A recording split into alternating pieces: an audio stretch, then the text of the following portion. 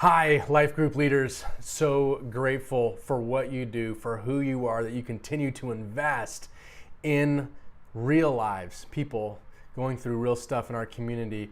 I just hear stories all the time, and I'm reminded all the time how what you're doing, it might not feel like much, putting out some cookies and talking, but it is the fabric, it is the backbone of our church. Thank you, persevere, stick with it. Thank you for taking a few moments to watch this. As you know, we've been going through the rhythms of Rooted and trying to bring those front and center so that you remember what made Rooted so impactful. And we've marched through 5 of the 7. The 6th one that we're going to discuss just for a moment right now are stories.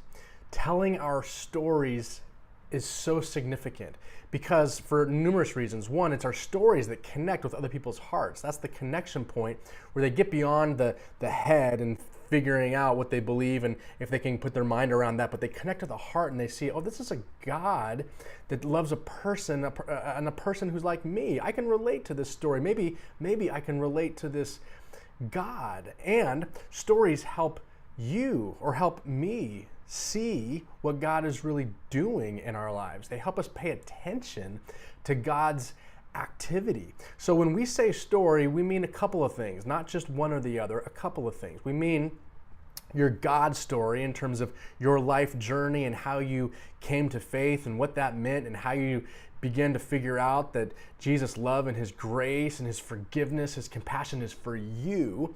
That's the big story. That's the meta story. But there's all kinds of little God stories through our lives and through our journeys. So if you look at your group and you think, well, I already know everyone's story. If you don't, learn it, ask. If you don't, then or if you already do, then get to the micro stories. Like, what do you see God doing this week? Did you encounter somebody? Did you talk with somebody? Have you seen God's work in someone else's life? How can you share stories of encouragement that are ongoing? I just learned something amazing about someone in my life group this week, yesterday, in fact, that I didn't know. Part of their journey that really was a pivot point in their walk with God. It wasn't when they came to believe God for the first time, but that's okay. It was a significant jump, a significant turning in a way that God got their attention, and it made a meaningful transition point in their own journey. And by hearing that, by walking, I felt closer to this guy. So did everyone else in the group.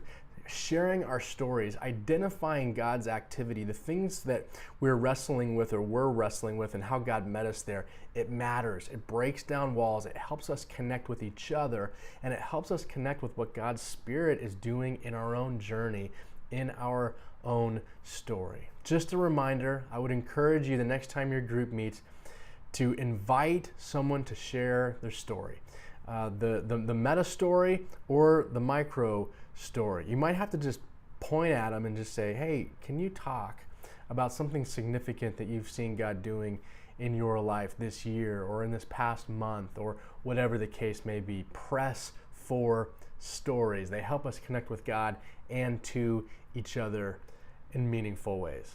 God bless you. See you soon.